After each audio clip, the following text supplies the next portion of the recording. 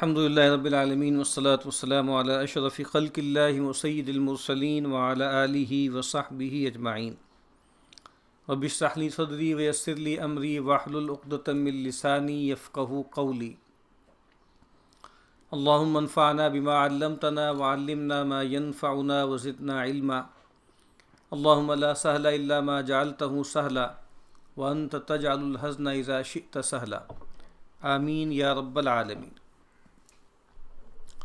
سورہ بنی اسرائیل کا ہم نے پہلا رکوع اس کا مطالعہ کیا تھا، دوسرے رکوع سے آج آغاز کرنا ہے۔ اعوذ باللہ من الشیطان الرجیم، بسم اللہ الرحمن الرحیم۔ وَيَدْعُ الْإِنسَانُ بِالشَّرِّ دُعَاءَهُ بِالْخَيْرِ، اور مانگتا ہے آدمی برائی جیسے مانگتا ہے بھلائی۔ وَكَانَ الْإِنسَانُ عَجُولًا، اور ہے انسان اتاولا۔ اس کا فائدہ ہے، یعنی گھبراتا ہے کہ میری دعا شتاب کیوں نہیں قبول ہوتی، اور اس کی دعا بعض اس کے حق میں بری ہے، اگر قبول ہو تو انسان خراب ہو۔ سو ہر طرح اللہ بہتر دانا ہے، اسی کی رضا پر شاکر رہیے۔ عسیٰ ان تحبوا شیئا وہو شر لکم، عسیٰ ان تکرہوا شیئا وہو خیر لکم، واللہ یعلم وانتم لا تعلمون۔ تو اللہ تمہارے جو منافع ہیں، تمہارے لیے جو مصلحتیں ہیں، وہ تم سے بہتر جانتا ہے، تو اس پر اعتماد کرو۔ اور یہ انسان کا معاملہ ہے، یعنی اس کی آپ سمجھ لیجئے کہ تینت میں، اس کی سرشت میں جلد بازی رکھ دی گئی۔ وَجَعَلْنَا اللَّيْلَ وَالنَّهَارَ آیَتَيْن، اور ہم نے بنائے رات اور دن دو نمونے۔ فَمَحَوْنَا آیَةَ اللَّيْلِ، پھر مٹا دیا رات کا نمونہ۔ وَجَعَلْنَا آیَةَ النَّهَارِ مُبْصِرَةً، اور بنایا دن کا نمونہ دیکھنے کو۔ لِتَبْتَغُوا فَضْلًا مِّن رَبِّكُمْ، کہ تلاش کرو فضل اپنے رب کا۔ وَلِتَعْلَمُوا عَدَدَ السِّنِينَ وَالْحِسَابَ، اور معلوم کرو گنتی برسوں کی اور حساب۔ وَكُلَّ شَيْءٍ فَصَّلْنَاهُ تَفْصِيلًا، اور سب چیز سنائی ہم نے کھول کر۔ یہاں فائدہ ہے، یعنی گھبرانے سے فائدہ نہیں، ہر چیز کا وقت و اندازہ مقرر ہے۔ جیسے رات اور دن کسی کے گھبرانے سے اور دعا سے رات کم نہیں ہو جاتی، اپنے وقت پر آپ صبح ہوتی ہے، اور دونوں نمونے اس کی قدرت کے ہیں۔ وہی بات کہ رات اگر ہو اور آپ چاہیں کہ بھئی ابھی فوری طور پر دن چڑھائے، تو ایسا نہیں ہوگا۔ اللہ تعالیٰ کے یہاں ہر چیز کا ایک اندازہ مقرر ہے، ایک خاص ترتیب سے، اندازے سے معاملات ہوتے ہیں۔ اور یہاں کتنا اچھا ترجمہ کیا ہے، نشانی کا نمونے ہیں، تمہارے لیے دو نمونے، یعنی اللہ کی قدرت کے، حکمت کے نمونے۔ وَكُلَّ إِنسَانٍ أَلْزَمْنَاهُ طَائِرَهُ فِي عُنُقِهِ، اور جو آدمی ہے لگا دی ہے ہم نے اس کی بری قسمت اس کے گردن سے۔ طائر عام طور پہ بدشگونی کے لیے لفظ استعمال ہوتا ہے، لیکن عمومی طور پر جو اس کا شگون ہے، جو اس کی قسمت ہے، وہ ہم نے اس کے ساتھ لگا دی ہے۔ وَنُخْرِجُ لَهُ يَوْمَ الْقِيَامَةِ كِتَابًا يَلْقَاهُ مَنْشُورًا، اور نکال دکھاویں گے اس کو قیامت کے دن، لکھا کہ پاوے گا اس کو کھلا۔ اس کا فائدہ ہے، یعنی بری قسمت کے ساتھ برے عمل ہیں کہ چھوٹ نہیں سکتے، وہی نظر آئیں گے قیامت میں۔ یعنی وہ گویا انسان کے ساتھ اس کا نوشتہ جو ہے وہ لگا ہوا ہے، اور اس میں ہر چیز گویا ریکارڈ بھی ہو رہی ہے۔ اقرا کتابک، پڑھ لے لکھا۔ کفا بنفسک الیوم علیک حسیبا، کہا کہ تو ہی بس ہے آج کے دن اپنا حساب لینے والا۔ یعنی یہ کتاب ہے، اس کے بارے میں ہم پڑھیں گے آگے سورہ کہف میں، کہ ما لہذا الکتاب لا یغادر صغیرۃ ولا کبیرۃ الا احصاها ووجدوا ما عملوا حاضرا ولا یظلم ربک احدا۔ من اہتدی فانما یہتدی لنفسہ، جو کوئی راہ پر آیا تو آیا اپنے ہی واسطے۔ ومن ضل فانما یضل علیہا، اور جو کوئی بہکا رہا تو بہکا رہا اپنے ہی برے کو۔ ولا تزر وازرۃ وزر اخری، اور کسی پر نہیں پڑتا بوجھ دوسرے کا۔ یہ بہت اہم بات ہے، کسی پر کسی کا وبال نہیں آئے گا۔ ہاں یہ بات ٹھیک ہے کہ اگر کسی نے کسی کو گمراہ کیا تو پھر اس کا وبال زیادہ ہوگا، لیکن جس کو گمراہ کیا تھا وہ یہ نہیں کہہ سکتا کہ بھائی میرا جو بوجھ ہے وہ اس پہ ڈال دیا جائے چونکہ اس نے مجھے کرپٹ کیا، اس نے خراب کیا۔ تو کہا کوئی کسی کا بوجھ اٹھانے والا نہیں ہے۔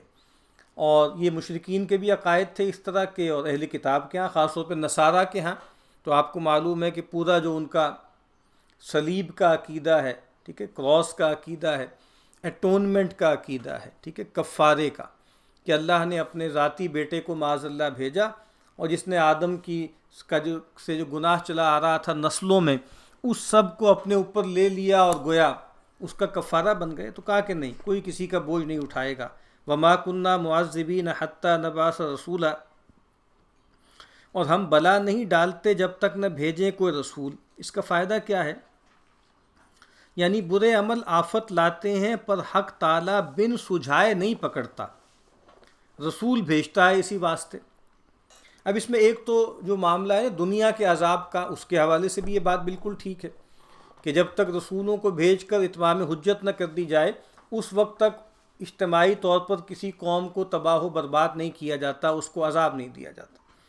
اور آخرت کے حوالے سے بھی علماء نے یہ بات لکھی ہے، متکلمین کی اس پر بحث ہے کہ کیا جو ایام فطرت میں جو لوگ دنیا سے رخصت ہو گئے ان کا معاملہ کیا ہوگا؟ تو بہت سوں کی رائے یہ ہے کہ ان کے لیے اس طرح عذاب نہیں ہے۔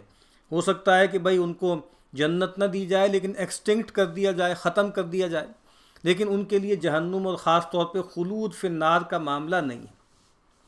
اور اسی طریقے سے یعنی کسی بھی دور میں ایسے لوگ جن تک رسول کی دعوت نہ پہنچے ان کا معاملہ کیا ہوگا؟ کیا آخرت میں پکڑے جائیں گے؟ تو ایک رائے یہ ہے کہ نہیں، بنیادی طور پر جو شرک کا معاملہ ہے نا، شرک جلی کا، اس کے حوالے سے تو مواخذہ ہوگا، اور اس میں عہد الست کا جو واقعہ ہے اس کو بنیاد بنایا جاتا ہے، کیونکہ وہاں پر یہ کہا گیا کہ دیکھو ہم تم سے جو سب معاملہ کر رہے ہیں نا اس لیے کر رہے ہیں کہ مبادہ تم یہ کہو کہ ہمارے آباء و اجداد مشرک تھے اور ہم ان کی راہ پر چل رہے ہیں۔ تو گویا وہ ایک عہد الست لے لیا گیا اور گویا فطرت میں انگرینڈ کر دی گئی توحید۔ تو یہ ایک دوسری رائے کہ نہیں، یعنی جن تک وحی کا پیغام نہیں پہنچا تو تفصیلی طور پہ تو مواخذہ نہیں ہوگا، شریعت کے احکامات کا مواخذہ تو انہی سے تک ہوگا جن تک کسی رسول کی تفصیلی دعوت پہنچی، لیکن بنیادی جو اخلاقیات ہیں اور پھر جو شرک کا معاملہ ہے، شرک کا جلی کا، اس پر مواخذہ ہوگا۔ واللہ عالم، یہ ایک ڈیبیٹ ہے۔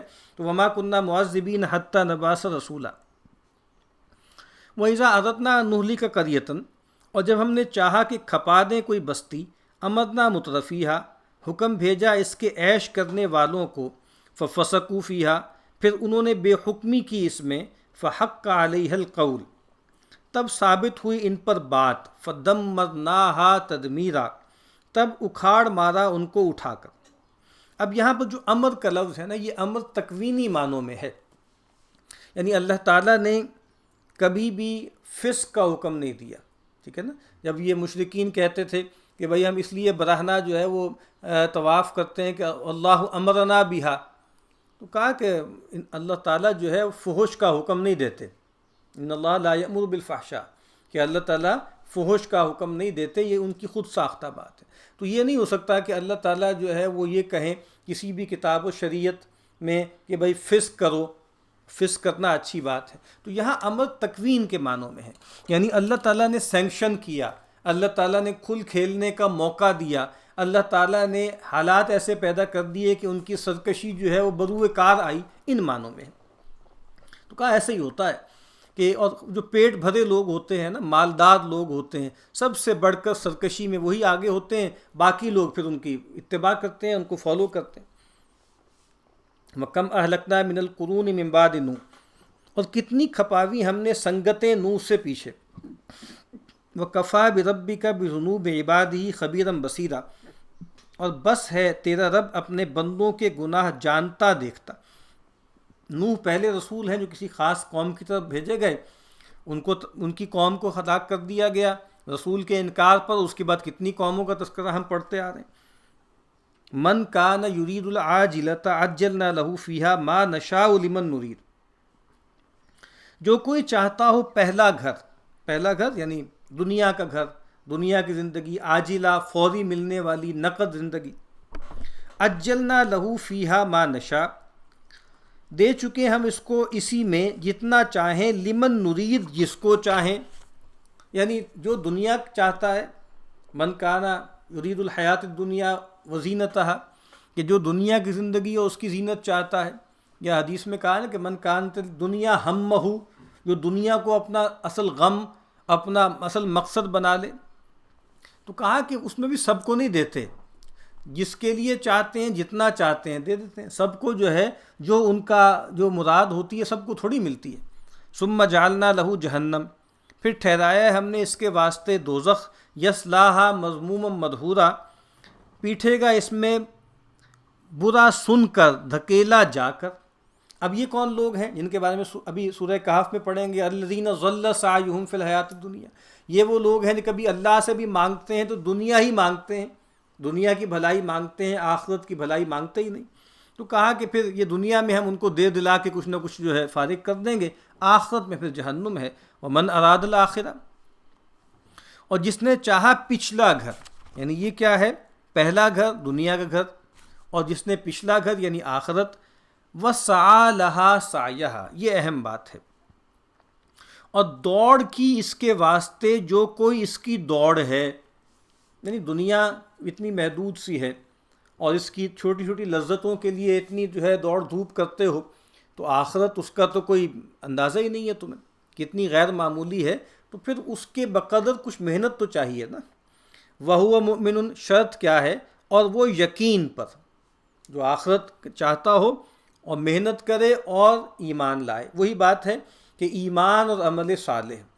فَأُولَٰئِكَ كَانَ سَعْيُهُمْ مَشْكُورًا، تو کہا سو ایسوں کی دوڑ نیک لگی ہے، اللہ کے ہاں مقبول ہے.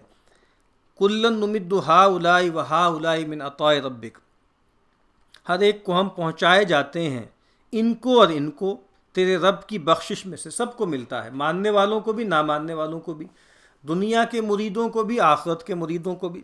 وما کان عطاء ربک محظورا، اور تیرے رب کی بخشش کسی سے نہیں گھیری. یاد کیجئے سیدنا ابراہیم نے جب امامت کا پوچھا تھا تو کہا تھا کہ میرا کوئی وعدہ جو ہے وہ ظالموں یعنی مشرکوں کے ساتھ نہیں ہے. پھر جب دعا کی تو ثمرات کی دعا کی ان لوگوں کے لیے جو ایمان لانے والے ہیں، تو کہا کہ ومن کفر فامتعه قلیلا ثم اضطره الى عذاب النار انظر کیف فضلنا بعضهم على بعض. دیکھ کیوں کر بڑھایا ہم نے ایک کو دوسرے سے. وللآخرۃ اکبر درجات واکبر تفضیلا، اور پچھلے گھر میں تو اور بڑے درجے ہیں اور بڑی بڑائی. یعنی ایک تو دنیا میں فضیلتیں ہیں، دنیا میں ہم فضیلتیں دیتے ہیں، لیکن کہا کہ دنیا کی فضیلتیں، دنیا کی جو ہائرارکی ہے، دنیا کے مراتب ہیں، وہ تو کچھ بھی نہیں ہیں. جو آخرت کے مراتب ہیں وہ غیر معمولی ہیں. ایک تو بنیادی فرق ہے جنت اور جہنم کا، وہ غیر معمولی ہے، قرآن مجید بھرا پڑا ہے اس کے کنٹراسٹ سے. اور ایک پھر جہنم میں بہت فرق ہے نا، اس کے درکات ہیں. اسی طرح جنت میں بھی بہت فرق ہے، اس کے مراتب ہیں. اللہ کے نبی نے فرمایا کہ ایک نچلے درجے کی جنت والا اپنے سے برتر جنت والے کو ایسے دیکھے کہ جیسے تم آسمان میں کسی چمکتے ہوئے ستارے کو دیکھتے ہو. لا تجعل مع اللہ الہا آخر، نہ ٹھہرا اللہ کے ساتھ دوسرا حاکم. فتقعد مذموما مخذولا، پھر بیٹھ رہے گا تو اولاہنا پا کر، بے کس ہو کر. اولاہنا پا کر یعنی الزام پا کر اور بے کس ہو کر. وَقَضَىٰ رَبُّكَ أَلَّا تَعْبُدُوا إِلَّا إِيَّاهُ. اب یہاں دو رکوع ہیں، ان میں بہت بنیادی احکامات دیے گئے ہیں ایمان اور اخلاق سے متعلق. وَقَضَىٰ رَبُّكَ أَلَّا تَعْبُدُوا إِلَّا إِيَّاهُ، اور یہ گویا وہ حصہ ہے جس کے بارے میں ہم کہہ سکتے ہیں کہ یہ وہ حکمت ہے کہ جو کبھی حکمت خالدہ ہے، پیرینیل وزڈم ہے، جو کبھی نہیں بدلی. یعنی جس کو ہم پہلے بھی ہم نے پڑھا ہے نا کہ کان الناس امۃ واحدہ فبعث اللہ النبیین مبشرین منذرین. سیدنا آدم سے لے کے اور آخری آدمی تک، اور آخری جو رسول اللہ صلی اللہ علیہ وسلم تک جو وحی آئی ہے، اس میں یہ بنیادی باتیں ہیں. تفصیل جو ہے وہ یہ ہے کہ اللہ کی بندگی کرنی ہے تو نماز ہے، روزہ ہے، زکوٰۃ ہے، حج ہے، قربانی ہے، منت ہے، جہاد و قتال ہے. اس کے قوانین اور ضوابط میں کچھ فرق آئے گا، لیکن وہ جو حکمت ہے نا، بنیادی ایمانیات اور بنیادی اخلاقیات، اس میں کوئی تبدیلی نہیں آئی. ٹھیک ہے، تو گویا اس کی طرف جو ہے اب اشارہ کیا جا رہا ہے۔ وہ قضا ربک اللہ تعبدوا الا ایاہ، اور چکا دیا تیرے رب نے کہ نہ پوجو اس کے سوا، وبالوالدین احسانا، اور ماں باپ سے بھلائی۔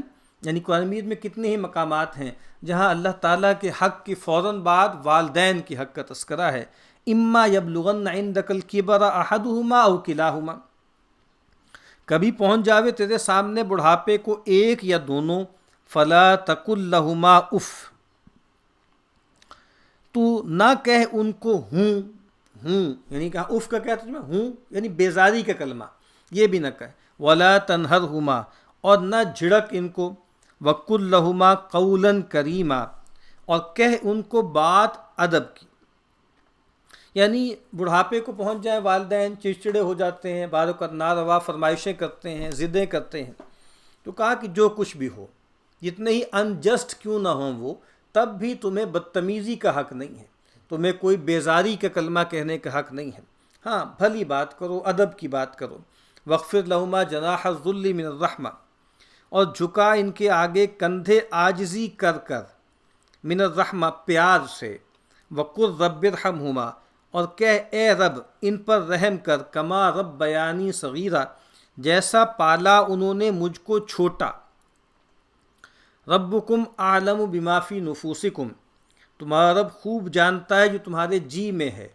ان تکونوا صالحین، جو تم نیک ہو گئے، فإنہ کان للأوابین غفورا، تو وہ رجوع لانے والوں کو بخشتا ہے۔ اس کا فائدہ ہے، یعنی دل میں آوے کہ بوڑھے ماں باپ سے یہ معاملت نباہنی مشکل ہے، تو فرما دیا کہ جس کی نیت نیکی پر ہے، اگر خفا کرے اور پھر رجوع لاوے تو اللہ بخشنے والا ہے۔ یعنی بہت مشکل ہو جاتا ہے بعض اوقات ڈیل کرنا، تو کہا کہ بعض اوقات اگر تم جو ہے کوئی تم سے بدتمیزی ہو جائے، تم ان کو خفا کر دو، تو کہا کہ جیسے ہی تمہیں اندازہ ہو کہ تم سے جو ہے سرکشی ہو گئی، کوئی ناروا بات ہو گئی، تو پھر رجوع کرو اللہ کی جناب میں، توبہ کرو، ان سے بھی معافی مانگو۔ وَآتِ ذِی الْقُرْبَىٰ حَقَّهُ، اور دے ناطے والوں کو اس کا حق، یعنی وہ جو رشتے والے ہیں جن کے ساتھ خونی رشتہ ہے، ان کو ان کا حق پہنچاؤ۔ اور قرآن مجید یہی کہتا ہے کہ اللہ تعالیٰ نے اگر تمہارے مال میں زائد رکھا ہے نا، تو وہ آزمائش کے لیے رکھا ہے، اسی لیے کہتا ہے نا کہ وفی اموالہم حق معلوم للسائل والمحروم، ان کے مالوں میں متعین حق ہے مانگنے والوں کا اور محرومین کا، تو یہ حق ہے۔ اور کہا کہ اس حق کے سب سے زیادہ حقدار کون ہیں؟ تمہارے قرابت دار، ناطے والے، والمسکین، اور محتاج کو، وابن السبیل، اور مسافر کو، ولا تبذر تبذیرا، اور مت اڑا بکھیر کر، بکھیر تبذیر کہتے ہیں بکھیرنا، پھیلانا، تو غیر یعنی اس طریقے سے معاملہ مت کرو۔ اور یہ جو دو الفاظ استعمال ہوتے ہیں، اسراف اور تبذیر، اس کو کئی طرح سے علماء نے بیان کیا ہے کہ یعنی اسراف ہوگا کہ حلال میں جو ہے وہ زیادہ خرچ کرنا، اور تبذیر ہوگا حرام میں خرچ کرنا حد سے بڑھ کر۔ اور ابن عابدین علیہ الرحمہ نے بہت اچھا اس کو بیان کیا کہ تبذیر کیا ہے، یعنی اسراف کیا ہے؟ صرف الشیء فیما ینبغی زائد علی ما ینبغی۔ اسراف کیا ہے؟ خرچ کرنا ان چیزوں میں جہاں خرچ کرنا روا ہے، جائز ہے، مناسب ہے، لیکن اتنا جتنا نامناسب ہے، ناروا ہو، یعنی مناسب مد میں، مناسب جگہ میں نامناسب خرچ کرنا، یہ اسراف ہے۔ اور تبذیر اس کے برعکس ہے، ٹھیک ہے، کہ صرف الشیء فیما لا ینبغی، کہ خرچ کرنا کسی چیز کا وہاں جہاں خرچ کرنا جائز نہیں، روا نہیں، اور پھر فیما لا ینبغی، اور اتنا جتنا جو ہے وہ زائدن علی ما ینبغی، اور وہ بھی ضرورت سے زیادہ خرچ کرنا، تو یہ فرق ہے۔ تو کہا کہ یہ اس طرح مت کرو کہ ناجائز مدوں میں ناجائز طریقے سے غیر معمولی طور پہ اپنا مال اڑاتے رہو۔ ان المبذرین کانوا اخوان الشیاطین، یہاں وہ لکھتے ہیں فائدہ، یعنی بے جگہ خرچ کر کر خراب نہ کر۔ وہ جو مال جو ہم نے پڑھا تھا نا سورہ نساء میں، قیام للناس، مال کو ہم نے لوگوں کے دنیا میں قیام کا اور دنیا میں ان کے انتظام کا، گزران کا ذریعہ بنایا ہے۔ ان المبذرین کانوا اخوان الشیاطین، بے شک اڑانے والے بھائی ہیں شیطانوں کے۔ وکان الشیطان لربہ کفورا، اور شیطان ہے اپنے رب کا ناشکرا۔ یعنی مال بڑی نعمت ہے اللہ کی، جس سے خاطر جمع ہو عبادت میں اور درجے بڑے بہشت میں۔ کتنی اچھی بات ہے کہ انسان کو ایک ضروری جو اس کی گزران ہے اگر موجود ہو، میسر ہو، تو انسان اللہ کی بندگی بھی جماؤں کے ساتھ کرتا ہے، ورنہ ہر وقت 2 وقت کی روٹی کے لیے انسان لٹا پی رہتا ہے۔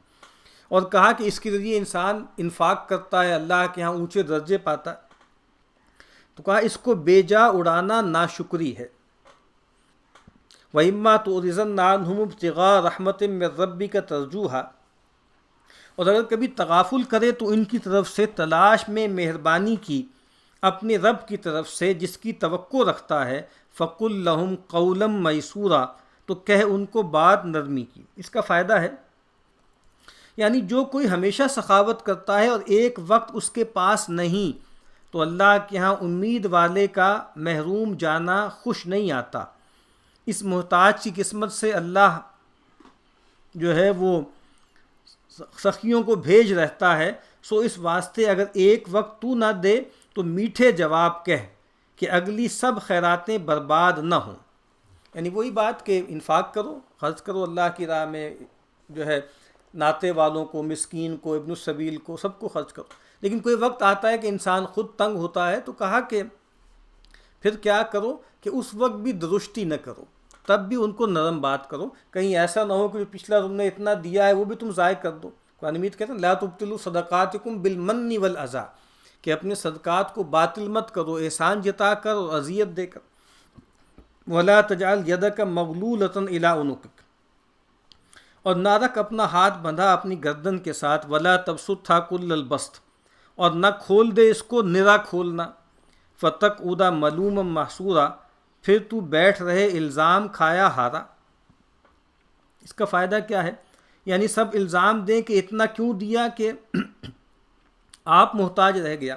تو دونوں انتہائیں ہیں نا، جو عباد الرحمن کے اوصاف میں بھی ہم پڑھیں گے کہ عباد الرحمن وہ ہیں کہ والذین اذا انفقوا لم یسرفوا، عباد الرحمن وہ ہیں جب خرچ کرتے ہیں تو اسراف نہیں کرتے، ولم یقتروا، نہ ہی بخل کرتے ہیں، وکان بین ذلک قواما، بلکہ اس کے درمیان کی راہ اختیار کرتے ہیں۔ یہ کہا کہ یہ بھی نہ ہو کہ ہاتھ گردن سے بندھ جائیں، جو ہے مال کی طرف، جیب کی طرف جائیں ہی نہ، اور نہ یہ ہو کہ کھلے ہو جائیں۔ جو پہلے بھی ہم پڑھتے رہے ہیں، اللہ کے نبی نے فرمایا کہ خیر الصدقۃ ما کان عن ظہر غنن، کہ بہترین صدقہ وہ ہے جو اپنے پیچھے کچھ مالداری تونگری چھوڑ جائے۔ کہیں ایسا نہ ہو کہ تم ید العلیٰ ہو اور بعد میں اتنا دے دو، پچھتاتے رہو کہ پھر ید السفلیٰ بن جاؤ، یعنی پہلے دینے والا ہاتھ بنے رہو اور پھر بعد میں لینے والا ہاتھ بن جاؤ۔ ان ربک یبسط الرزق لمن یشاء ویقدر، تیرا رب کشادہ کرتا ہے روزی جس کو چاہے اور کستا ہے۔ یعنی کست کتنا اچھا ترجمہ ہے کہ یقدر کا مطلب کیا ہے؟ روزی کشادہ کرنا بست ہے، اور یقدر کا مطلب ہے کس دے، روک دے، ناپ تول کے دے۔ انہ کان بعبادہ خبیرا بصیرا، وہی ہے اپنے بندوں کو جانتا دیکھتا۔ یعنی محتاج کو دیکھ کر بے تاب نہ ہو جا، اس کی حاجت تیرے ذمے پر نہیں، اللہ کے ذمے پر ہے۔ لیکن یہ باتیں پیغمبر کو فرمائی ہیں جو بے حد سخی تھے، جس کے جی سے مال نہ نکل سکے اس کو تقید ہے دینے کا۔ یعنی وہی کہہ رہے ہیں کہ عام طور پر تو ہمارا معاملہ یہ ہے نا کہ ہم بخل کے مریض ہیں، تو ہمارے لیے تو بہتر ہے کہ ہم دیتے رہیں۔ اور کہتے ہیں کہ جی اب آگے کہتے ہیں حکیم بھی گرمی والے کو سرد دوا دیتا ہے، سردی والے کو گرم، یعنی کہا بعض اوقات تدبیراً بھی کہا جاتا ہے کہ جس کے اندر بخل ہے تو جس کو علاج بھی ضد کہا جاتا ہے نا، کہ اگر بخل پایا جاتا ہے تو اس کا علاج کیا ہے؟ اس کا علاج انفاق ہے۔ حضرت تھانوی علیہ رحمہ یہ بات کہا کرتے تھے نا کہ دیکھیں لوگ کہتے ہیں کہ تصوف یہ ہے اور وہ ہے، اور اس کے بارے میں عجیب عجیب پراسرار باتیں انہوں نے بنا رکھی ہوئی ہیں۔ انہوں نے کہا کہ وہ ذرا سی بات جو حاصل ہے تصوف کا، وہ کیا ہے کہ جب کسی نیکی کے کرنے میں کسل پیدا ہو، تنگی پیدا ہو، سستی پیدا ہو، تو ہمت کر کے وہ نیکی کر لی جاوے، اور کسی برائی سے بچنے کی طرف رغبت پیدا ہو تو کوشش کر کے ہمت پیدا کر کے اس سے جو ہے رکا جائے۔ تو یہی معاملہ ہے نا کہ جو ہے اس موقع پر داعیہ پیدا ہو رہا ہے، اس کا علاج گویا ہاتھ کے ہاتھ نقد کیا جائے۔ ان ولا تقتلوا اولادکم خشیۃ املاق، اور نہ مار ڈالو اپنی اولاد کو ڈر سے مفلسی کے، نحن نرزقہم و ایاکم، ہم روزی دیتے ہیں ان کو اور تم کو، ان قتلہم کان خطئا کبیرا، بے شک ان کا مارنا بڑی چوک ہے۔ اس کا فائدہ کیا ہے؟ کافر بیٹیاں مارتے تھے کہ ان کا خرچ کہاں سے لاویں گے، تو کہا کہ بھئی تمہیں کون دیتا ہے؟ کہا کہ ہم انہیں بھی رزق دیتے ہیں اور تمہیں بھی ہم ہی رزق دیتے ہیں۔ وَلَا تَقْرَبُوا الزِّنَا إِنَّهُ كَانَ فَاحِشًا، اور پاس نہ جاؤ بدکاری کے، وہ ہے بے حیائی، وَسَاءَ سَبِیلًا، اور بری راہ ہے۔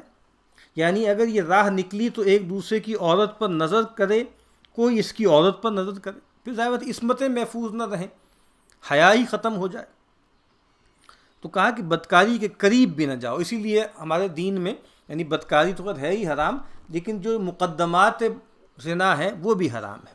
یعنی اس میں ایک بات یہ بھی ہے کہ لباس جو ہے وہ ضابطے کا پہنا جائے، حیادار پہنا جائے، نگاہوں کی حفاظت کی جائے، اور غض بصر اور حفظ فروج کا اہتمام کیا جائے، سیگریگیشن کا معاملہ کیا جائے، خلوت نہ ہو نامحرم عورتوں کے ساتھ۔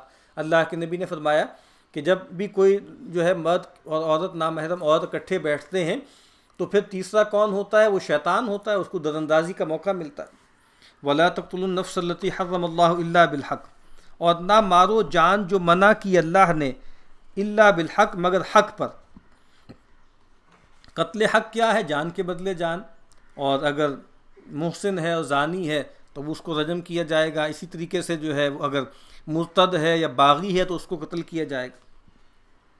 ومن قتل مظلوما، اور جو مارا گیا ظلم سے، فقط جعلنا لولیہ سلطانا، تو ہم نے دیا اس کے وارث کو زور، اختیار، فلا یسرف فی القتل، سو اب ہاتھ نہ چھوڑ دے خون پر۔ کتنا اچھا ترجمہ ہے، ہاتھ چھوڑ دینا۔ انہ کان منصورا، اس کو مدد ہونی ہے۔ اس کا فائدہ ہے یعنی ہر کسی کو لازم ہے کہ خون کا بدلہ دلانے میں مدد کرے۔ یہاں بہت اچھا نکتہ ہے کہ مدد کرے۔ اور وہ جو کہا نا کہ وَلَكُمْ فِي الْقِصَاصِ حَيَاةٌ يَا أُولِي الْأَلْبَابِ، لوگ کہیں کہ بھئی ہمارا بندہ تھوڑی مارا گیا ہے، ہمیں کیا لینا دینا۔ کہا کہ نہیں، یہ ایک اجتماعی گویا انشورنس کا تکافل کا نظام ہے، یہ جو قصاص ہے، کہ اگر یہ بات پھیلے گی تو تمہارا اپنا گھر بھی نہیں بچے گا، تمہارے اپنے پیاروں پر بھی اس کی زد آئے گی۔ تو کہا کہ خون کا بدلہ دلانے میں مدد کرے، نہ الٹا قاتل کی حمایت کرے، اور وارث کو بھی چاہیے۔ اب یہاں کیا ہے؟ اسراف فی القتل کی بات ہو رہی۔ وارث کو بھی چاہیے ایک کے بدلے دو نہ مارے، یعنی یہ کہے کہ بھئی ہمارا قبیلہ اونچا ہے اور جو قاتل ہے اس کا قبیلہ نیچا ہے، ہمارا ایک بندہ ان کے دو بندوں کے برابر ہے، ہم تو دو ماریں گے، تو یہ نہ کرے۔ یا قاتل ہاتھ نہ لگا اس کا بیٹے بھائی کو نہ مارے، یعنی وہ قاتل اگر نہیں مارا تو اس کو کسی اور کو عزیز کو مار دے۔ کہا کہ یہ جائز نہیں، یہ اسراف فی القتل کی صورتیں ہیں۔ وَلَا تَقْرَبُوا مَالَ الْيَتِيمِ إِلَّا بِالَّتِي هِيَ أَحْسَنُ حَتَّى يَبْلُغَ أَشُدَّهُ، اور پاس نہ جاؤ یتیم کے مال کے مگر جس طرح بہتر ہو جب تک وہ پہنچے اپنی جوانی کو۔ وَأَوْفُوا بِالْعَهْدِ، اور پورا کرو اقرار کو۔ إِنَّ الْعَهْدَ كَانَ مَسْئُولًا، بے شک اقرار کی پوچھ ہے۔ مگر جس طرح بہتر ہو، یعنی اس کے مال کو سوار دے تو مذائقہ نہیں، یعنی مراد یہ ہے کہ اگر یہ ہونا کہ مال ضائع ہو جائے گا، پگھل جائے گا، ڈی ویلیو ہو جائے گا، تو میں اس کو کاروبار میں لگا کے بڑھا دوں، تو کہا پھر تو اچھی بات ہے، پھر کیا ہے، پھر قریب جا رہے ہیں اچھے طریقے سے۔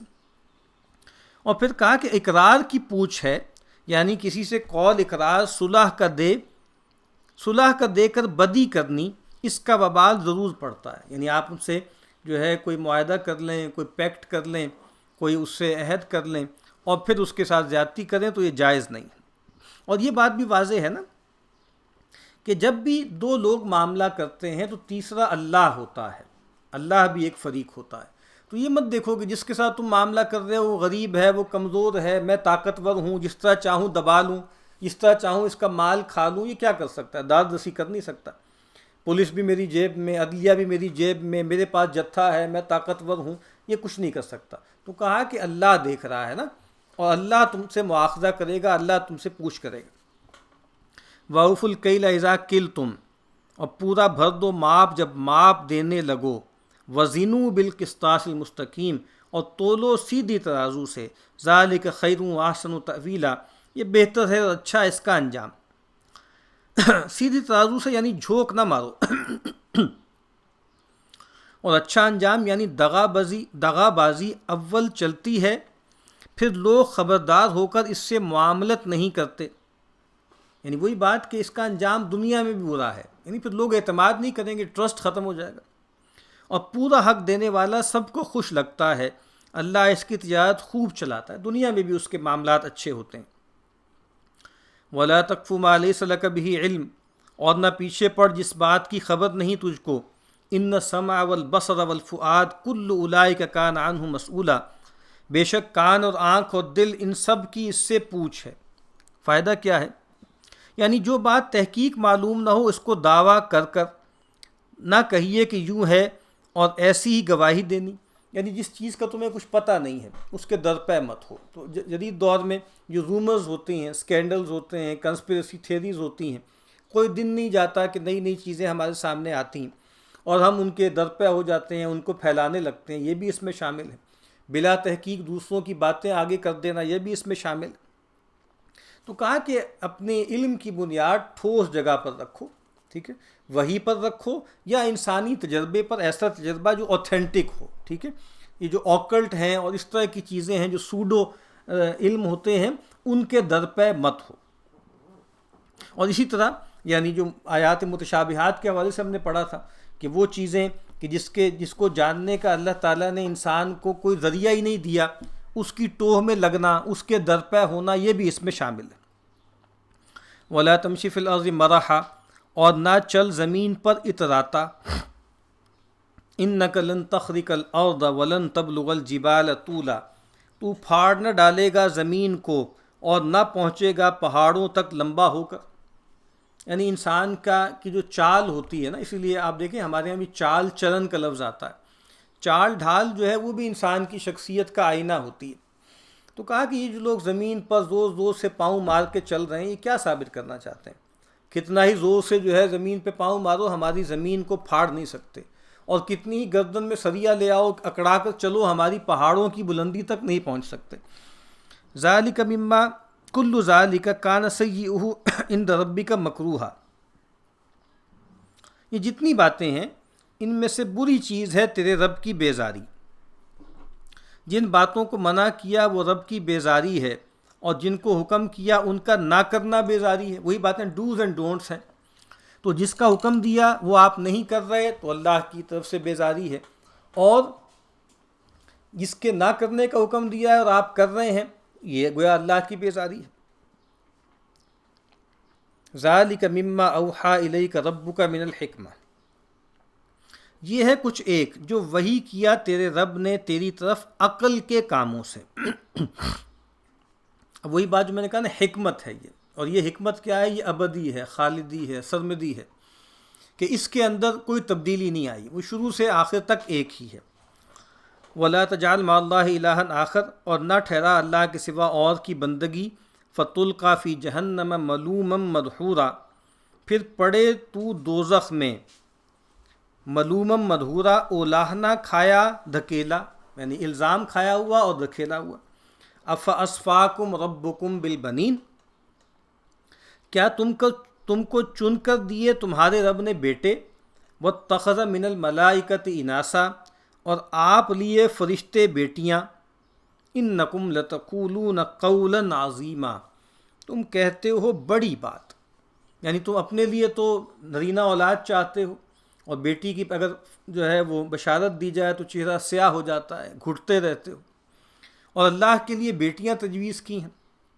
کہا کہ تم بہت بڑی بات کرتے ہو۔ سورہ مریم میں ہم پڑھیں گے کہ تکاد السماوات یتفطرن منہ وتنشق الارض وتخر الجبال ہدا ان دعوا للرحمن ولدا، کہا کہ قریب ہے کہ آسمان پھٹ جائے اور زمین بھی شک ہو جائے اور پہاڑ بھی اپنی جگہ چھوڑ دیں۔ کس بات پر؟ اس بات پر کہ یہ رحمان کے ساتھ کہتے ہیں کہ رحمان کی اولاد ہے، بیٹے ہیں۔ وَلَقَدْ صَرَّفْنَا فِي هَذَا الْقُرْآنِ لِيَذَّكَّرُوا، اور پھر سمجھایا ہم نے اس قرآن میں تا وہ سوچیں، وَمَا يَزِيدُهُمْ إِلَّا نُفُورًا، اور ان کو زیادہ ہوتا ہے وہی بدکنا۔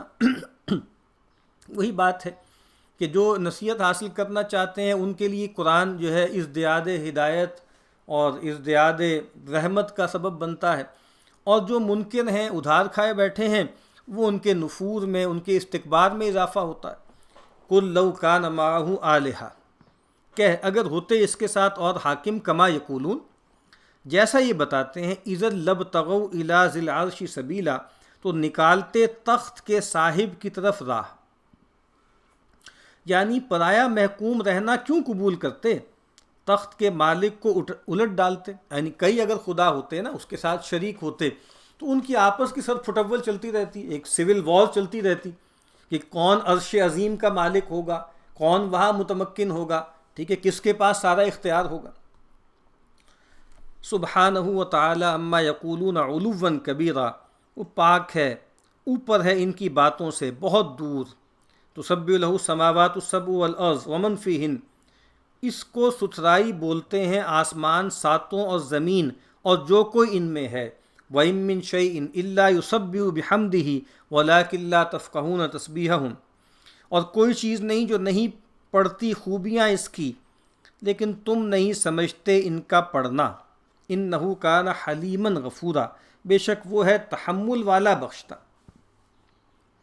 کہا کہ تحمل والا یعنی ایسی بری باتوں پر تم کو شتاب نہیں پکڑتا، اور توبہ کرو تو بخشتا ہے۔ کیسی غیر معمولی بات ہے، یعنی فوری نہیں پکڑتا۔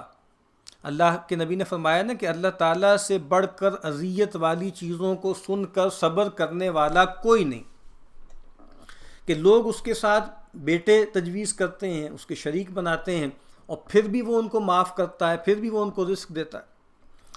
تو یہاں کہا نا کہ جن ہستیوں کو کہتے ہیں اللہ کے ساتھ شریک ہیں، یعنی فرشتوں کو، یا یہ جو آبجیکٹس ہیں اللہ کی نشانیاں، آسمان، زمین، پہاڑ، ٹھیک ہے، اور جو ہے وہ سورج اور چاند اور ستارے، ان کو پوچھتے ہیں، تو کہا کہ یہ تو سارے کے سارے اللہ کے بندے ہیں، اور ہر وقت اللہ کی تسبیح و تحمید میں لگے ہوئے ہیں۔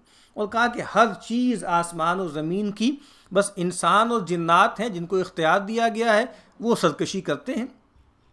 لیکن جو ایک جگہ کہا نا کہ ہر چیز تسبیح کرتی ہے، وہ کثیر من الناس، انسانوں میں سے بھی بڑی تعداد ایسی ہے جو تسبیح و تحمید ہی کرتی ہے، ایک تعداد انسانوں اور جنات میں سے جو سرکشی کرتی ہے۔ وَإِذَا قَرَأْتَ الْقُرْآنَ جَعَلْنَا بَيْنَكَ وَبَيْنَ الَّذِينَ لَا يُؤْمِنُونَ بِالْآخِرَةِ حِجَابًا مَسْتُورًا، اور جب تو پڑھتا ہے قرآن کر دیتے ہیں بیچ میں تیرے اور ان لوگوں کے جو نہیں مانتے پچھلا گھر ایک پردہ ڈھانکا۔ اس کا فائدہ کیا ہے؟ یعنی اس قرآن میں ایسی تاثیر ہے اور کافروں پر اثر نہیں ہوتا۔ یہی واسطہ کہ اوٹ میں ہیں، آفتاب سے جہاں روشن ہے اور جس کی طرف پیٹھ ہے اس کے حساب میں کہیں نہیں، یعنی ہر چیز کے لیے روشنی ہے، لیکن جو اس کی طرف پیٹھ کی ہے اس کے لیے روشنی نہیں۔ تو کہا کہ یہ وہی لوگ ہیں جو لا خیریں ہیں، اور انہوں نے اپنی وہ جو صلاحیت تھی اس کو مجروح کر دیا، تو پھر اللہ نے بھی ان کے دلوں پر مہر کر دی۔ اور جعلنا علی قلوبہم اکنۃ ان یفقہوا، اور رکھے ہیں ان کے دلوں پر اوٹ کہ اس کو نہ سمجھیں، وفی آذانہم وقرا، اور ان کے کانوں میں بوجھ ہے۔ یہ اللہ کی سنت ہے جو ہم بار بار پڑھتے آ رہے ہیں، یہ ان پہ کوئی ظلم نہیں ہے، یہ اصل میں وہ سزا ہے جو آخرت میں ملنی ہے، وہ دنیا میں شروع ہو جاتی ہے کہ اللہ تعالیٰ توفیق سلب کر لیتے ہیں سزا کے طور پر۔ وَإِذَا ذَكَرْتَ رَبَّكَ فِي الْقُرْآنِ وَحْدَهُ وَلَّوْا عَلَىٰ أَدْبَارِهِمْ نُفُورًا، اور جب مذکور کرتا ہے تو قرآن میں اپنے رب کا اکیلا کر کر بھاگتے ہیں اپنی پیٹھ پر بدک کر، یعنی جب اور مشرکوں کا تذکرہ اور جو ہے شریکوں کا تذکرہ ہوتا ہے اللہ کے ساتھ تو بہت خوش ہوتے ہیں، اور جب صرف ایک اللہ کا ذکر کیا جاتا ہے تو ان کے اندر جو ہے وہ نفور پیدا ہوتا ہے۔ نحن اعلم بما یستمعون به اذ یستمعون الیک، ہم خوب جانتے ہیں جیسا وہ سنتے ہیں جس وقت کان رکھتے ہیں تیری طرف۔ وَإِذْ هُمْ نَجْوَىٰ، اور جب وہ مشورہ کرتے ہیں، اذ یقول الظالمون، جب کہتے ہیں بے انصاف، ان تتبعون الا رجلا مسحورا، جس کے کہے پر چلتے ہو نہیں وہ مگر ایک مرد جادو مارا۔ مسحورا کا ترجمہ کیا ہے؟ جادو مارا، یعنی معاذ اللہ وہ اللہ کے نبی کے بارے میں کہتے ہیں کہ یہ جو لوگ پیروی کر رہے ہیں ان کی، جیسے معاذ اللہ ایک مسحور شخص کی پیروی کر رہے ہیں، انظر کیف ضربوا لک الامثال، دیکھ کیسی بٹھاتے ہیں تجھ پر کہاوتیں، فضلوا اور بہکتے ہیں، فلا یستطیعون سبیلا سو راہ نہیں پا سکتے، وقالو اور کہتے ہیں اذا کنا عظاما ورفاتا جب ہم ہو گئے ہڈیاں اور چورا،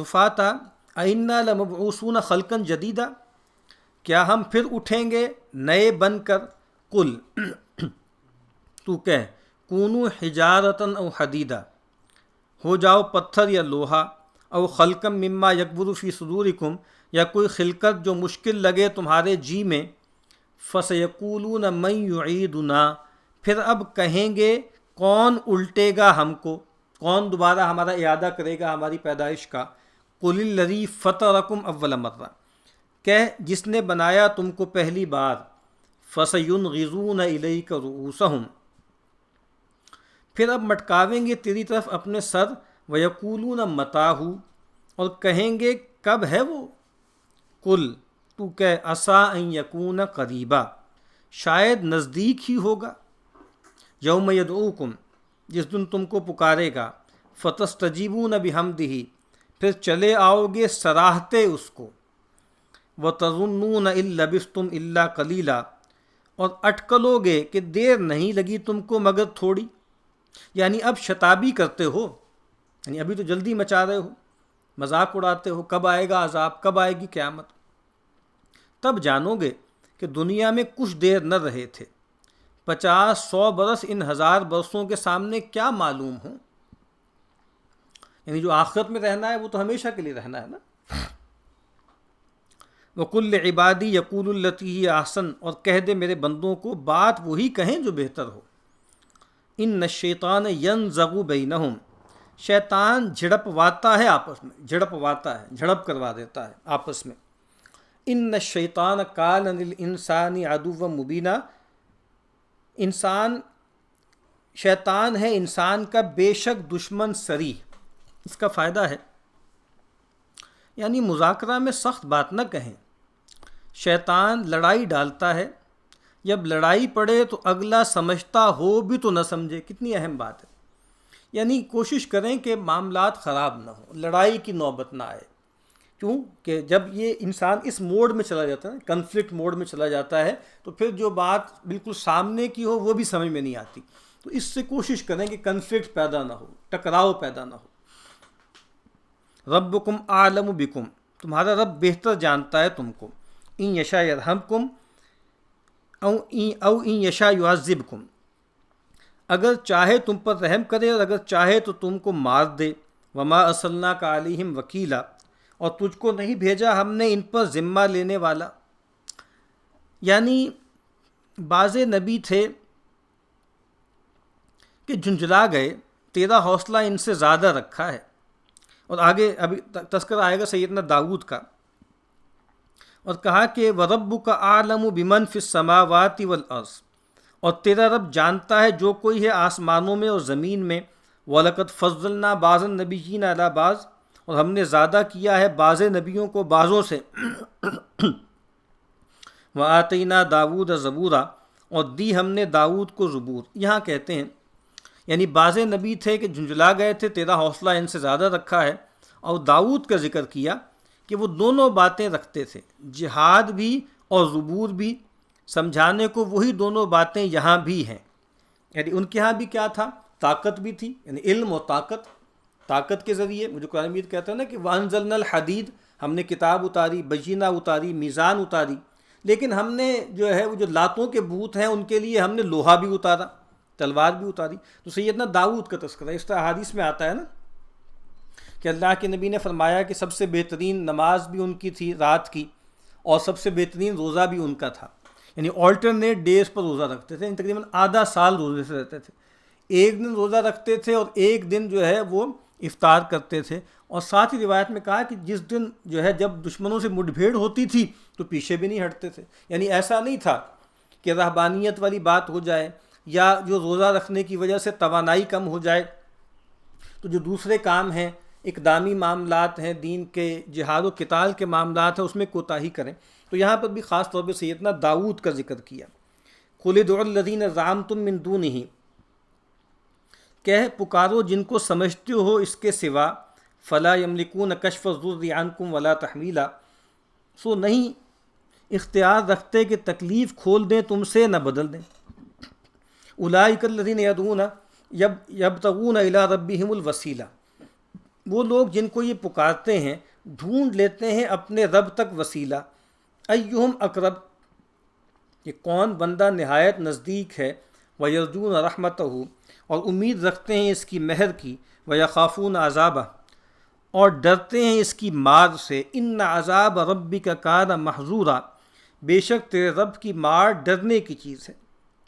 یعنی جن کو کافر پوچھتے ہیں وہ آپ ہی اللہ کی جناب میں وسیلہ ڈھونڈتے ہیں کہ جو بندہ بہت نزدیک ہو اسی کا وسیلہ پکڑیں، اور وسیلہ سب کا پیغمبر ہے آخرت میں، انہی کی شفاعت ہوگی۔ تو اس کا مطلب یہ ہے کہ ایک وسیلہ تو نیک عمل کے ذریعے ہوتا ہے، نیک اعمال کے ذریعے ہوتا ہے، اور ایک وسیلہ افراد کے ذریعے ہوتا ہے۔ تو ہمارا بھی یہ عقیدہ ہے کہ نبی اکرم صلی اللہ علیہ وسلم شفاعت فرمائیں گے، اس لحاظ سے گویا ہم سب اس بات کی امیدوار ہیں کہ نبی اکرم صلی اللہ علیہ وسلم ہمارے لیے شفاعت فرمائیں۔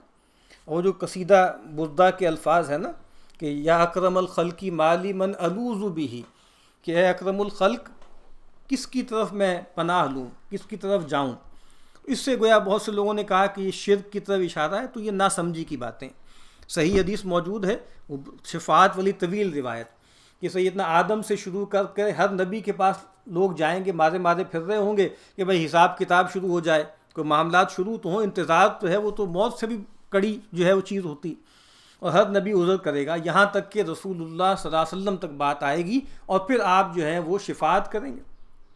تو گویا وہ کیا ہے؟ گویا ان کی شفاعت گویا ایک وسیلہ ہے ہمارے لیے۔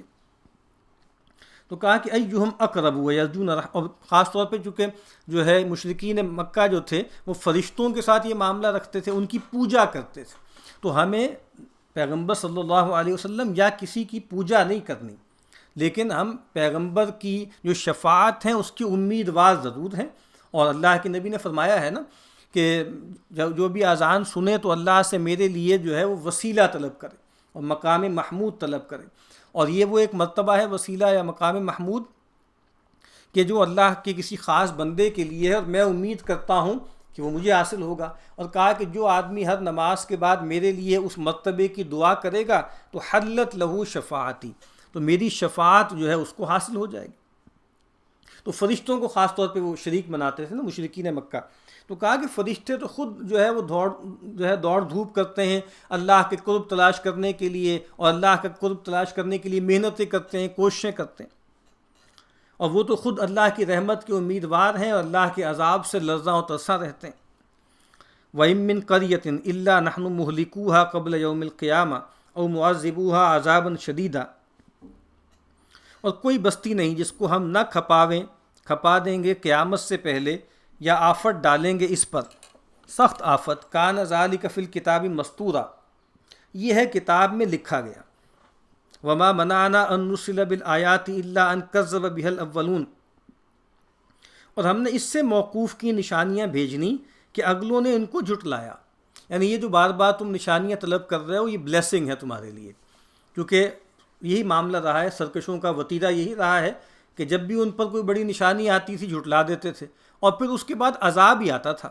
تو کہا کہ ہم نے گویا تمہارے لیے رحمت کے حوالے سے ان چیزوں کو روک کر رکھا ہے، اور کہا کہ اگلوں نے بھی جھٹلا دیا، تم بھی جھٹلا دو گے اور تم پر بھی عذاب آئے گا۔ وَآتَيْنَا ثَمُودَ النَّاقَةَ مُبْصِرَةً، اور ہم نے سمود کو اونٹنی سجھانے کو، ہم نے دی سمود کو اونٹنی سجھانے کو، بالکل کھلی نشانی۔ فَظَلَمُوا بِهَا، پھر اس کا حق نہ مانا۔ تم بھی ایسے ہی کرو گے، جب کوئی بڑی جلی نشانی دکھائی جائے اور پھر سرکشی کرو گے تو اللہ کا عذاب آئے گا۔ وَمَا نُرْسِلُ بِالْآيَاتِ إِلَّا تَخْوِيفًا، اور نشانیاں جو ہم بھیجتے ہیں سو ڈرانے کو۔ اس کا فائدہ ہے یعنی ہدایت موقوف نہیں نشانی پر، اور یہ تو کم ہی ہوا ہے کہ لوگ نشانی دیکھ کر ایمان لائیں۔ وَإِذْ قُلْنَا لَكَ، اور جب کہہ دیا ہم نے تجھ سے، إِنَّ رَبَّكَ أَحَاطَ بِالنَّاسِ، کہ تیرے رب نے گھیر لیا لوگوں کو۔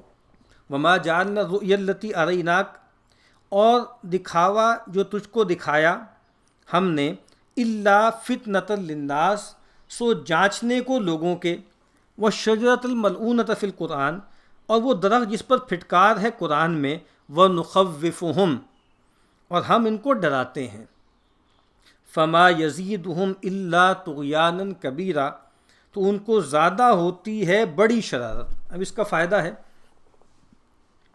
یعنی جب کہہ دیا رب نے کہ گھیر لیے لوگ تو آخر سب مسلمان ہوں گے، پھر تو نشانی کیوں مانگے؟ اور وہ دکھاوا معراج ہے کہ لوگ جانچے گئے، سچوں نے مانا اور کچوں نے جھوٹ جانا، یعنی سچوں اور کچوں، یعنی کہا سچوں نے تصدیق کر دی اور جو کچے تھے، ایمان میں کمزور تھے یا جو ہے وہ کفر پر تھے، انہوں نے جو ہے جھٹلا دیا۔ اور درخت پھٹکارا یعنی درخت زقوم، قرآن میں فرمایا کہ دوزخ والے کھاویں گے، ایمان والے یقین لائے، اور منکروں نے کہا کہ دوزخ کی آگ میں سبز درخت کیوں کر ہوگا، یہ بھی جانچنا تھا۔ جب کہا گیا نا اللہ نے احاطہ کیا ہے لوگوں کا، تو ایک تو یہ ان معنوں میں کہ اللہ کے علم نے احاطہ کیا ہوا ہے، قدرت نے احاطہ کیا ہوا ہے، اس کو بھی مذاق بنایا، اور پھر کہا کہ اللہ تعالیٰ ان کو گھیر کے لا رہا ہے۔ تو پڑھا ہے نا کہ ننقص الارض من اطرافها، ناتی الارض ننقص من اطرافها، کہ ہم زمین ان پر تنگ کر رہے ہیں۔ ان کا بھی یہ کب ہوگا، کیسے ہوگا، ہم تو فلرش کر رہے ہیں۔ ایک یہ آزمائش ہو گئی۔ پھر یہاں پہ رویا کہا گیا ہے، اور یہاں پہ رویا کیا ہے، بیداری میں دیکھنا ہے، ٹھیک ہے۔ تو خواب میں دیکھنے کے لیے بھی رویا کا لفظ بولا جاتا ہے، لیکن بیداری میں دیکھنے کے لیے بھی رویا کا لفظ بولا جاتا ہے، اور یہاں اس سے مراد وہی الاسراء والمعراج کا واقعہ۔ اور پھر ایک اور آزمائش کیا ہو گئی، وہ جو وہی ہم نے کہا نا کہ جو متشابہات کے درپے ہوتے ہیں، وَأَمَّا الَّذِينَ فِي قُلُوبِهِمْ زَيْغٌ، تو انہوں نے مذاق کا موضوع بنا لیا کہ اجی دیکھیے کیسے لوگ ہیں، پہلے یہ کہتے ہیں کہ وہاں آگ ہوگی اور پھر کہتے ہیں وہاں درخت ہوگا۔ وَإِذْ قُلْنَا لِلْمَلَائِكَةِ اسْجُدُوا لِآدَمَ، اور جب ہم نے کہا فرشتوں کو سجدہ کرو آدم کو، فسجدوا الا ابلیس، تو سجدہ میں گر پڑے مگر ابلیس۔ قال اسجد لمن خلقت طینا، بولا کیا میں سجدہ کروں ایک شخص کو جو تو نے بنایا مٹی کا؟ یعنی اللہ کے حکم میں شبہ نکالنے کافروں کی چال ہے، وہی چال ہے ابلیس کی۔ کتنا اچھا نقطہ ہے کہ وہاں پہ بھی دیکھیے نا، اعتراض کر دیا ایک کہ بھائی جو ہے تو نے مٹی سے اس کو پیدا کیا، مجھے آگ سے پیدا کیا، میں کیسے کروں، یعنی شبہ پیدا کر دیا اللہ کے حکم میں۔ تو کہا کہ کافر بھی ایسے ہی کرتے ہیں۔ قال ارأیتک ھذا الذی کرمت علیہ، کہنے لگا بھلا دیکھ تو یہ جس کو تو نے مجھ سے چڑھایا ہے، جس کا مرتبہ مجھ سے بلند کیا ہے، لئن اخرتنی الی یوم القیامہ، اگر تو مجھ کو ڈھیل دے قیامت کے دن تک، لأحتنکن ذریتہ الا قلیلا، تو اس کی اولاد کو ڈھانٹی دے لوں مطلب اس کو میں بچلا دوں، ٹھیک ہے، میں اس کو جو ہے گمراہ کر دوں، مگر تھوڑے سے۔ یہاں فائدہ کیا ہے، یعنی اپنا مسخر کر لوں، جیسے گھوڑے کو لگام دی، یعنی ڈھانٹی دے دوں، لگام دے دوں، ٹھیک ہے، بالکل اپنا رام کر لوں جس کو کہتے ہیں۔ قال اذهب، فرمایا جا، فمن تبعک منہم، پھر جو کوئی تیرے ساتھ ہو ان میں سے، فإن جہنم جزاؤکم جزاء موفورا، سو دوزخ ہے تم سب کی سزا، پورا بدلہ۔ واستفزز، اور گھبرا لے،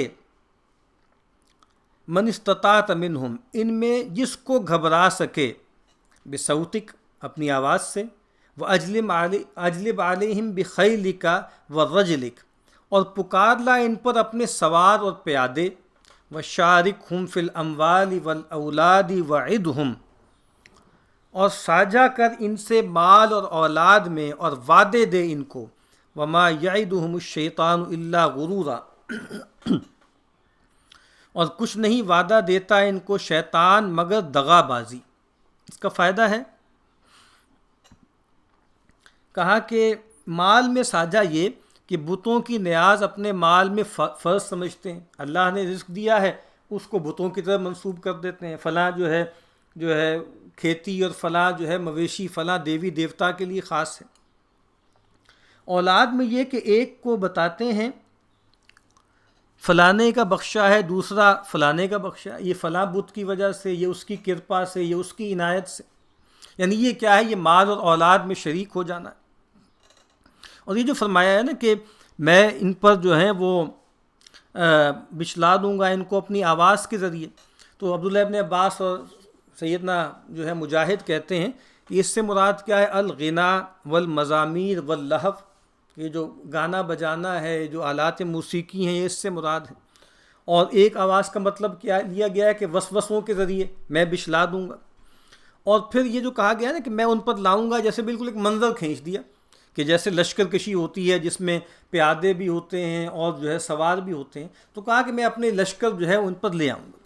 اور اس سے مراد کیا ہے؟ کل داعٍ الی معصیت اللہ، ہر وہ شخص جو اللہ کی معصیت کی طرف بلا رہا ہے وہ گویا اس سے مراد ہے۔ اور مجاہد کہتے ہیں کل راکب و ماشن فی معاصی اللہ، کہ ہر سوار اور ہر جو پیدل چلنے والا ہے جو اللہ کی نافرمانی میں لگا ہوا ہے، وہ اس سے مراد ہے۔ اور اس میں خاص طور پر نبی اکرم صلی اللہ علیہ وسلم کے دور میں بھی اور بعد میں بھی باقاعدہ وہاں پر تو ایسا ہوا ہے نا کہ شیطان اپنے لشکر لے آیا، یعنی وہ جو کفار تھے، مشرکین تھے، وہ طاغوت کی راہ میں لڑتے تھے نا، الذین آمنوا یقاتلون فی سبیل اللہ والذین کفروا یقاتلون فی سبیل الطاغوت، طاغوت کے لشکر تھے وہ سارے کے سارے۔ ان عبادی لیس لک علیہم سلطان، اور جو میرے بندے ہیں ان پر نہیں تیری حکومت، وکفیٰ بربک وکیلا، اور تیرا رب بس ہے کام بنانے والا، ربکم الذی یجزی لکم الفلک فی البحر، تمہارا رب وہ ہے جو ہانکتا ہے تمہارے واسطے کشتی دریا میں، لتبتغوا من فضلہ، کہ تلاش کرو اس کا فضل، انہ کان بکم رحیما، اور وہ ہے تم پر مہربان۔ اس کا فضل یعنی روزی، روزی کو قرآن میں اکثر فضل فرمایا ہے، فضل کے معنی زیادتی۔ سو مسلمان کی بندگی ہے اس واسطے آخرت کے اور دنیا ملتی ہے بڑھتی میں، یعنی مراد کیا ہے کہ اصل میں تو آخرت ہے نا، دار الجزا آخرت ہے، لیکن دنیا میں بھی اللہ تعالیٰ نوازتے ہیں۔ کہا کہ کشتی ہانکتا ہے یعنی دریا میں اپنا زور نہیں چلتا، بلی یا چمپو کر مگر باؤ سو اسی کے اختیار میں ہے، یعنی انسان لکڑی کے بلے ہوں یا چپوؤں سے جو ہے وہ پانی کو کھیلتا ہے، لیکن اصل میں ہوا تو اس کے اختیار میں نہیں ہے، اصل میں تو ہوا کے زور سے سارے معاملات ہوتے ہیں۔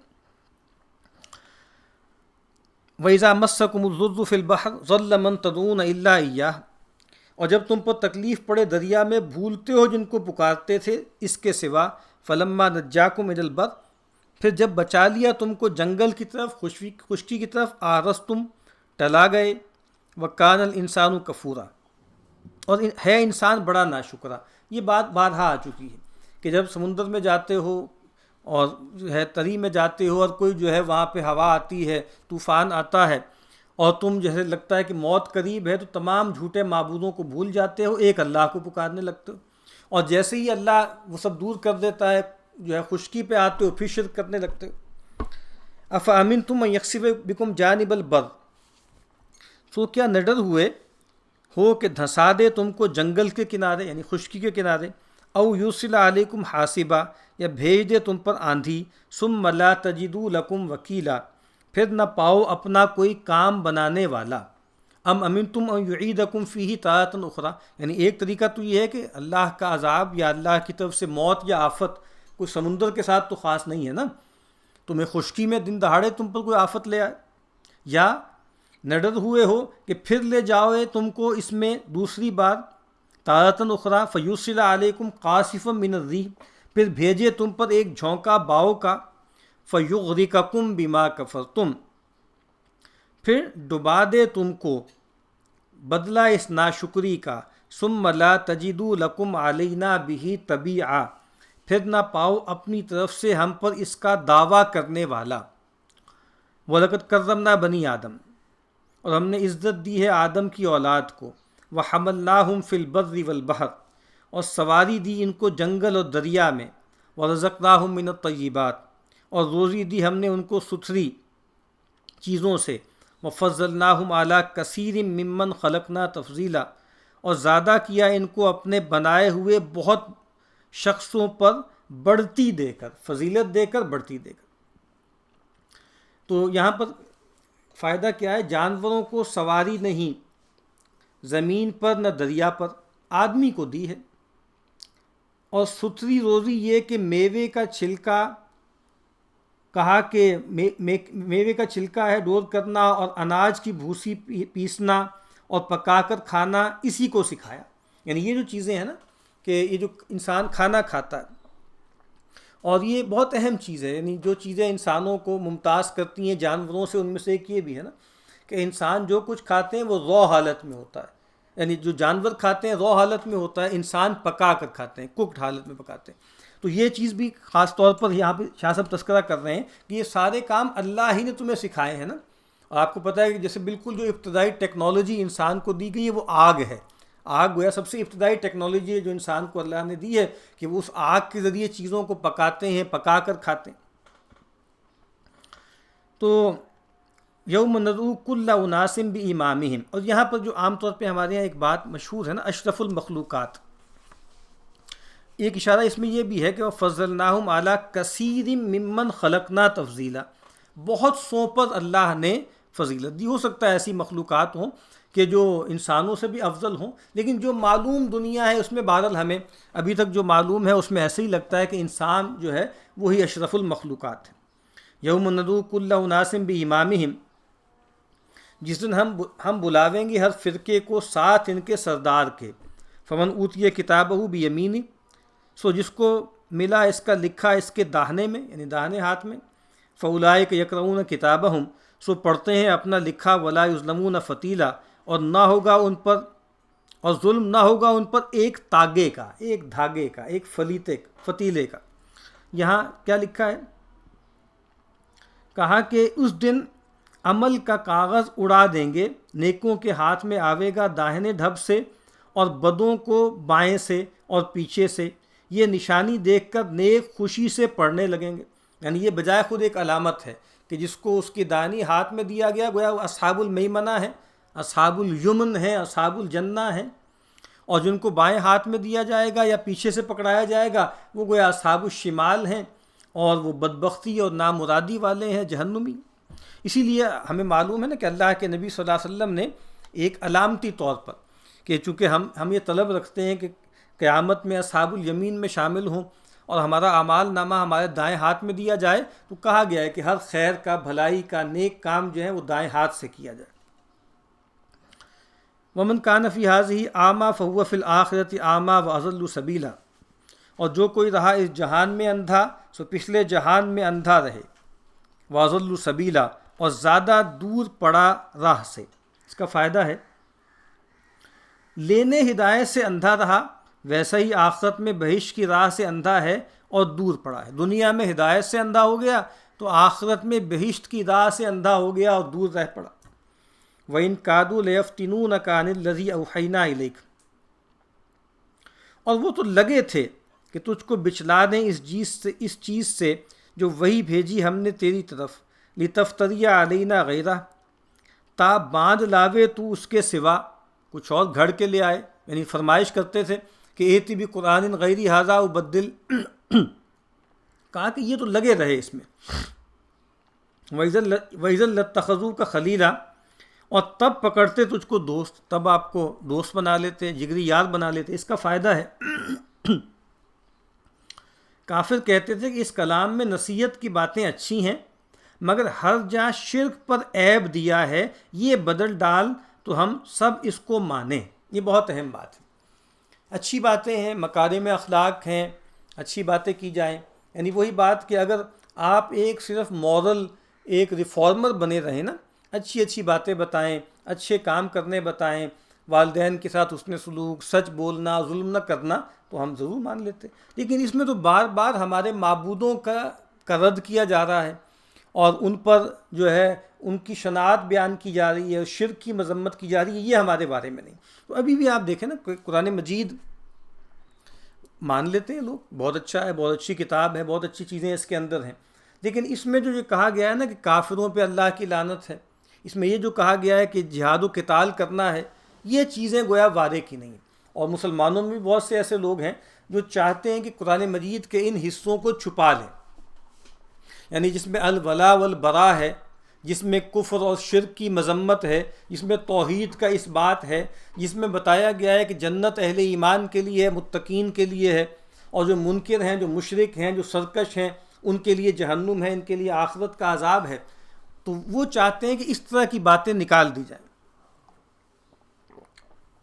یہی شاہ صاحب فرما رہے ہیں کہ اس میں نصیحت کی باتیں تو اچھی ہیں، لیکن جو شرک وغیرہ کی مذمت ہے، اس کو عیب دیا ہے، یہ بری باتیں۔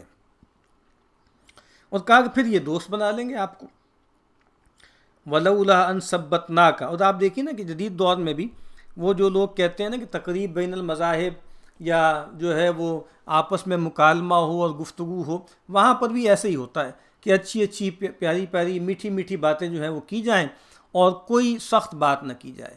یعنی دین اسلام جو ہے نا، اس کا الحق ہونا، بس اس کلیم سے آپ پیچھے ہٹ جائیں اور آپ کہیں گے جی سب خیر ہے، سب میں بھلائی ہے، سب کی نجات ہو جائے گی، تو پھر مکالمہ ہی مکالمہ ہے، پھر باتیں ہی باتیں ہیں۔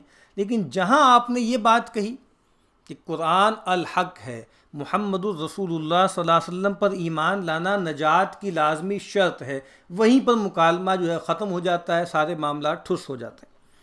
وَلَوْلَا أَن ثَبَّتْنَاكَ، اور اگر یہ نہ ہوتا کہ ہم نے تجھ کو ٹھہرا رکھا ہے، لَقَدْ كِدتَّ تَرْكَنُ إِلَيْهِمْ شَيْئًا قَلِيلًا، تو لگ ہی جاتا جھکنے ان کی طرف تھوڑا سا، اذن تب لَأَذَقْنَاكَ، مقرر چکھاتے ہم تجھ کو، ضیف الحیاتی و ضیف الممات، دونا مزہ زندگی میں اور دونا مرنے میں، ثم لا تجد لک علینا نصیرا، پھر نہ پاتا تو اپنے واسطے ہم پر مدد کرنے والا۔ اب یہ بہت سخت آیت ہے، اور اس میں جو ساری سختی ہے وہ اصل میں جو معاندین ہیں، سرکشین ہیں، سرکش لوگ ہیں، ان کی طرف ہے کہ تم یہ خیال کرتے ہو کہ یہ پیغمبر کمپرومائز کر لیں گے، گیو اینڈ ٹیک کر لیں گے، ڈائلیوٹ کر لیں گے، ٹھیک ہے، تھوڑا واٹر ڈاؤن کر لیں گے، اس پیغام کو ہو ہی نہیں سکتا۔ اس معاملے میں اللہ تعالیٰ کی اتنی حمیت ہے، اتنی غیرت ہے کہ وہ پھر اپنے پیغمبر کو بھی سپیئر نہیں کریں گے۔ تو تمہارے معاملے میں کیسے ہو سکتا ہے کہ گویا اللہ تعالیٰ کو نرمی کا معاملہ کر لیں؟ وَإِن كَادُوا لَيَسْتَفِزُّونَكَ مِنَ الْأَرْضِ، اور وہ تو لگے تھے گھبرانے تجھ کو اس زمین سے، لِيُخْرِجُوكَ، کہ نکال دیں تجھ کو، منہا یہاں سے، وَإِذًا لَا يَلْبَسُونَ خِلَافَكَ إِلَّا قَلِيلًا، اور تب ٹھہریں گے تیرے پیچھے مگر تھوڑا، یعنی نکالنے کی پوری کوشش کی اور یہاں تک کہ نکال دیا، اور پھر قرآن مجید نے پیش گوئی بھی کر دی نا کہ ٹھیک ہے اگر یہ آپ کو نکال دیں گے تو خود بھی زیادہ دیر یہاں رہ نہیں پائیں گے، اور پھر عذاب کے کوڑے ان پہ برسیں گے اور یہاں سے کھدیڑ دیے جائیں گے۔ سنت من قد ارسلنا قبلک من رسلنا، دستور پڑا ہوا ہے ان رسولوں کا جو تجھ سے پہلے بھیجے ہم نے، ولا تجد لسنتنا تحویلا، اور نہ پاوے گا تو ہمارے دستور میں تفاوت۔ یعنی یہ اللہ کی سنت ہے۔ کیا سنت ہے؟ کہ اگر رسول کو اس کی قوم وہاں سے نکال دے، اس کی جان کے درپے ہو، تو پھر اللہ تعالیٰ رسول کو اور قوم کو وہاں سے نکال لے آتا ہے، لیکن پھر ان پر عذاب بھی ساتھ ہی آ جاتا ہے، پھر وہ وہاں بچ نہیں رہتے۔ اور یہ بات کہ اللہ کی سنت کو تم بدلا ہوا نہیں پاؤ گے، تو اللہ کی سنت یہی ہے کہ اللہ تعالیٰ افراد کے ساتھ، قوموں کے ساتھ کیسے معاملہ کرتے ہیں، اور خاص طور پہ جو ساری ہم اتمام حجت کا قانون پڑھتے آ رہے ہیں نا، کس طرح ہوتا ہے کہ رسول آتے ہیں قوم کی طرف اور قوم انکار کرتی ہے، نبی جو ہے اتمام حجت کرتے ہیں، اللہ تعالیٰ رسول اور اہل ایمان کو نکال لے جاتے ہیں، پھر پوری قوم کو برباد کر دیا جاتا ہے۔ یہ اللہ کی سنت ہے۔ آپ کو معلوم ہے کہ جو ہمارا کولونیل پیریڈ تھا، وہاں سر سید مرحوم نے قرآن مجید کے ساتھ جو معاملہ کیا ہے، اس میں ایک غلطی ان کو یہاں پر بھی لگی ہے کہ انہوں نے سنت اللہ کا ترجمہ جو ہے وہ سائنس کر دیا، فزیکل لاز کر دیا، لاز آف نیچر کر دیا، اور پھر کہا کہ دیکھو اللہ کی سنت نہیں بدلتی، آگ جلاتی ہے، پانی اپنی سطح برقرار رکھتا ہے، اولاد یعنی ماں باپ کے ملاپ سے، میل فیمیل کے ملاپ سے پیدا ہوتی ہے، تو ہو نہیں سکتا کہ سیدنا مسیح بغیر باپ کے پیدا ہو نہیں سکتا کہ جو ہے آگ جو ہے وہ سیدنا ابراہیم کے لیے گل و گلزار بن جائے، ہو نہیں سکتا کہ جو ہے عصا مارنے سے سمندر پھٹ کے دو تودوں کی شکل میں کھڑا ہو جائے، ہو نہیں سکتا۔ تو پہلے غلط مفہوم لیا سنت کا، سائنس قرار دیا، اور پھر کہا کہ دیکھو ہم تو قرآن کے ساتھ لویل ہیں، قرآن کہتا ہے کہ اللہ کی سنت نہیں بدلتی، اور یہ ورک آف گاڈ ہے، اور یہ سائنس ہے، اور یہ نہیں بدل سکتی، اور اس وجہ سے تمام جو معجزات ہیں ان کا انکار کر دیا، اور ان کی ایک گویا طبیعی سی انٹرپریٹیشن کرنا شروع کر دی۔ تو یہیں سے غلطی لگی ہونی۔ اقیم الصلاۃ لدلوک الشمس الی غسق اللیل وقرآن الفجر، کھڑی رکھ نماز سورج سے سورج کے ڈھلنے سے رات کے اندھیرے تک، و قرآن الفجر، اور قرآن پڑھنا فجر کا، ان قرآن الفجر کان مشہودا، بے شک قرآن پڑھنا فجر کا ہوتا ہے روبرو، فرشتے اس وقت حاضر ہوتے ہیں، دن اور رات دونوں کی جو باری بدلی جاتی ہے تو فجر پہ دونوں جو آپ سمجھ لیجئے باریوں کے فرشتے ہیں وہ حاضر ہوتے ہیں۔ وَمِنَ اللَّيْلِ فَتَهَجَّدْ بِهِ نَافِلَةً لَكَ، اور کچھ رات جاگتا رہے، اس میں یہ بڑھتی ہے تجھ کو، یہ اضافی ذمہ داری ہے آپ کے لیے، ٹھیک ہے۔ قُمِ اللَّيْلَ إِلَّا قَلِيلًا نِصْفَهُ أَوِ انقُصْ مِنْهُ قَلِيلًا أَوْ زِدْ عَلَيْهِ وَرَتِّلِ الْقُرْآنَ تَرْتِيلًا۔ عَسَىٰ أَن يَبْعَثَكَ رَبُّكَ مَقَامًا مَحْمُودًا، شاید کھڑا کرے تجھ کو تیرا رب تعریف کے مقام میں، مقام محمود جو آخرت میں ملے گا، جو اللہ کے نبی نے طلب بھی کیا ہے کہ ان کی امتی جو ہے ان کے لیے اللہ سے اس کی دعا کرے۔ یعنی نیند سے جاگ کر قرآن پڑھا کر، یہ حکم سب سے زیادہ تجھ پر کیا ہے کہ تجھ کو مرتبہ بڑھا دینا ہے۔ وہ تعریف کا مقام ہے، شفاعت کا، کہ جب کوئی پیغمبر نہ بول سکے گا تب حضرت اللہ سے عرض کر کر خلق کو چھڑاویں گے تکلیف سے، یہ ہے مقام محمود۔ یعنی جب تمام پیغمبروں سے مایوس ہو کے رسول اللہ کی خدمت میں حاضر ہوں گے اور پھر آپ صلی اللہ علیہ وسلم جو ہیں عرش کے تلے جا کے سجدہ ریز ہوں گے، اور آپ جو ہیں وہ اللہ کے نبی فرماتے ہیں کہ لواء الحمد بیدی، میرے ہاتھ میں حمد کا جھنڈا ہوگا، اور اس وقت سجدے میں اللہ تعالیٰ اپنے محامد، اپنے حمد کے ایسے کلمات مجھے القاء کریں گے جو میں اس وقت نہیں جانتا، یہ مقام محمود ہے۔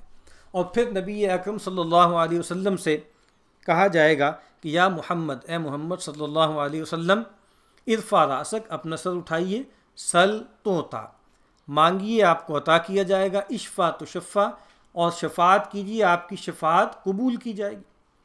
تو یہ مقام محمود ہے جس کا یہاں تذکرہ ہے، اور یہ مقام شفاعت ہے۔ اور اس سے یہ بات بھی واضح ہوتی ہے کہ اللہ کے ہاں جو بھی مرتبہ حاصل ہوتا ہے وہ اللہ کے آگے جھکنے سے حاصل ہوتا ہے۔ یعنی آپ دیکھیے نا کہ مقام محمود حاصل ہوگا سجدے میں، یعنی انتہائی پستی میں جائیں گے تو اللہ کے ہاں اونچا مرتبہ حاصل ہوگا، اور یہ قیامت تک ایسا ہی ہے۔ اللہ کے نبی نے فرمایا نا کہ بندہ اپنے رب سے سب سے زیادہ قریب ہوتا ہے اس وقت جب وہ سجدے کی حالت میں ہوتا ہے۔ تو آپ نے کہا کہ پھر خوب محنت کرو، فاجتہدوا فی الدعاء، کہا کہ پھر خوب محنت کرو، خوب جو ہے اہتمام کرو دعا کے حوالے سے۔ اب بات آج یہیں پہ روک دیتے ہیں، اگلی مرتبہ انشاءاللہ یہیں سے آگے شروع کریں گے۔ بارک اللہ لی ولکم فی القرآن العظیم ونفعنی وإیاکم بالآیات والذکر الحکیم۔